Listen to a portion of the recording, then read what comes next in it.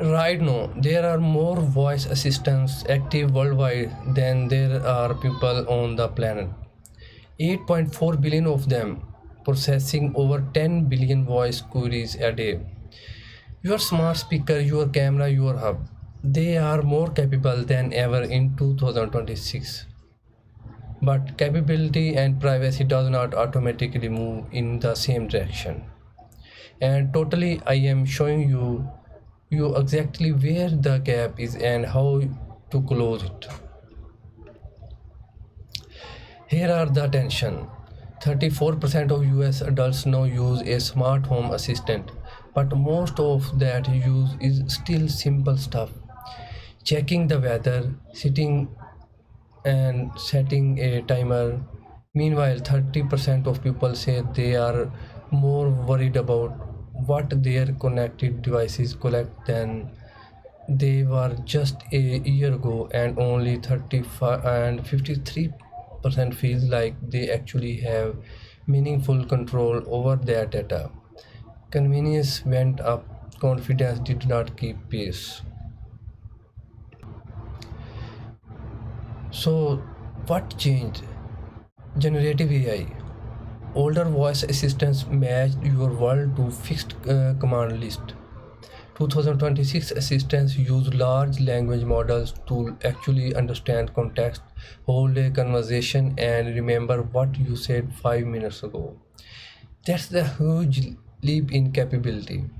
But it also means the assistant need to process and often store far more of what it here to work well with that. Here is the actual mechanism. A simple command like turn off the lights need almost no context. But a generative AI assistant handling turn off the light like you did last night but not in the bedroom needs your voice, your history, your device status, and often your location all sent somewhere to be processed and in many systems retained to make the assistant better next time. More helpful almost always mean more collected. This is exactly why local processing matters, and it is the same story I covered now with Gemini Nano on phones. On device voice processing has grown from just 12% of queries 3 years ago to 38% today, and 47% of users say they didn't trust these devices more if processing stays on the device instead of the cloud. Apple, Google, and Amazon are all now investing specifically in local AI model for this reason, not just speed but trust. Let's get specific about what is actually at risk. Researchers have shown that just 3 seconds of recording audio is enough to process a convincing voice clone. Unlike a password, your voice cannot be reset after a breath. If a voice assistant is storing your recording indefinitely on a server somewhere, that's not a hypothetical risk. It is a stored voice sample wait for the wrong breach.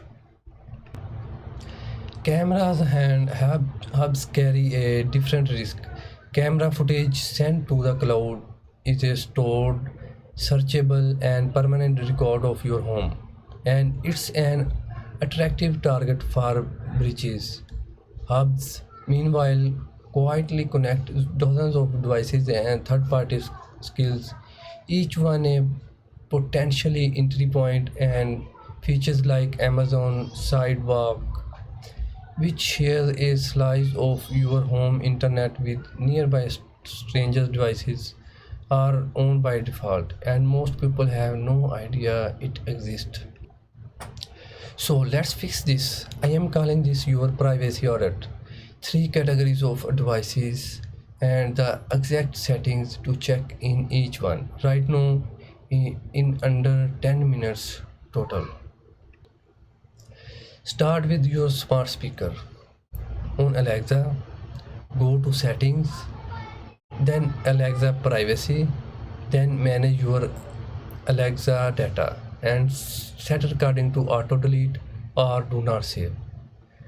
Turn off help improve Alexa, then separately disable Amazon Sidewalk under account settings. On Google, go to settings, then privacy, then your data in the assistant, then audit recording and uncheck include voice and audio activity. Set auto delete to 3 months. Next, your cameras. Turn on end-to-end encryption in your camera supports it. Switch from cloud storage to local storage and SD card or local hub whenever that option exists. Turn off the remote access when you do not actually need to check the camera while you are away. And review exactly which third-party app or skill have permission to view your camera feed and remove any you do not recognize. Finally, your smart home hub and network. Put your smart home device on a separate guest network or VLAN away from your laptop and phones. Disable PUPNP on your router since it lets devices open ports without asking you. Review your third-party skill or integration connected to your hub and remove the ones you do not actively use and keep firmware updated. Most smart home breaches exploit known already patched vulnerability. None of this means giving up your smart home. It means being intentional about which part of it should stay local and turning off the default nobody asked for. The device that respect that local processing, encrypted storage, minimal defaults are exactly that once gaining trust in 2026, and that's not a coincidence. Your smart home can be genuinely convenient and genuinely private. It just does not happen by default. Run through this audit today, and if you want a deep dive on any one device type, tell me in the comments. Subscribe if you want to stay ahead of how AI actually reshaping your home. See you in the next video.